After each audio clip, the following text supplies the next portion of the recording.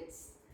Today's video I am going to talk about the various investigatory procedures needed to diagnose PCOS.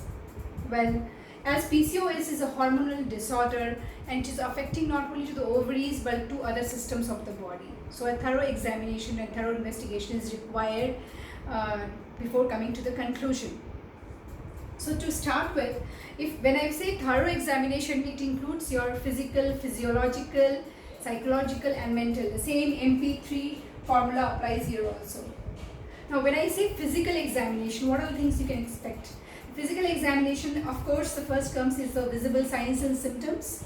Then the doctor might check your BMI, the waist circumference, the blood pressure, then your pelvic examination. And then ultrasonography. Through ultrasonography, they see the ovary size, the cyst size. So these all will be coming under the physical examination. So okay, now comes here the physiological. Now physiological, when I say all the blood tests, which is very, very important. Blood test is done to find out the levels of the hormones, where the androgen level is increased, the level of the insulin, then glucose test, thyroid levels. Then you have once the diagnosis of PCOS is confirmed, then they check for they do glucose tolerance test, then check for the lipid profiles, cholesterol level. Also, if the diagnosis is confirmed of PCOS, further tests to rule out certain diseases like hyperplasia or the ovarian cancer, and then other kind of tumors, to rule out those, because the signs and symptoms almost fall similar. These tests needs to be carried out, but that all falls in the later stage. If they doubt something, or if some doubt is there, then that further investigation has to be carried out. So that comes in the this physiological. What else is also included is your other FSH level, LH level. Then you have these are the hormones which are checked.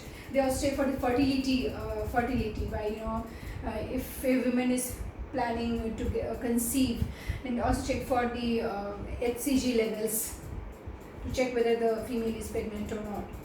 Then once the physiological is done, then if I talk about the psychological aspect, because this PCOS problem, it affects psychologically a lot. So definitely a test, a counseling session has to be done for the PCOS women. So stress, anxiety, depression, there are various kind of questionnaires, or the tests, psychological tests are there to find out the level of severity, how much it has affected psychologically to a women, psychosexual behavior. All these things needs to be checked. That is in psychological aspect. Now if the mental is, again, as I told before also, and I will be talking in detail in my further videos, definitely they need to check about the cognitive functions, like the verbal fluency, then attention, working memory, perception, how on daily basis how finally we execute the functions. So that all has to be checked. There are various psychological tests for that. A quick test is also possible, and in case if some suspect is there, further detailed tests are also available. In case if that also comes as positive, and to confirm that, MRI again is done. MRI can be done to find out the problems. So these are the very large investigatory procedures which I have told you. Not all the females need to go for all these investigative procedures. No, it just definitely it needs which stage your condition has been diagnosed, what is the severity of your problem, whether you need to go for that detailed investigative procedures or not. That is totally depends on the condition of the individual and which category you will belong, which type you belong. So it's not that so you were seeing at the list, it's so broad, investigation is required. It's not like that, but these all things are possible. One after other, depending on the severity, the investigations can be further progressed. So that's it for this video. See you for the next video. Bye. Thank you.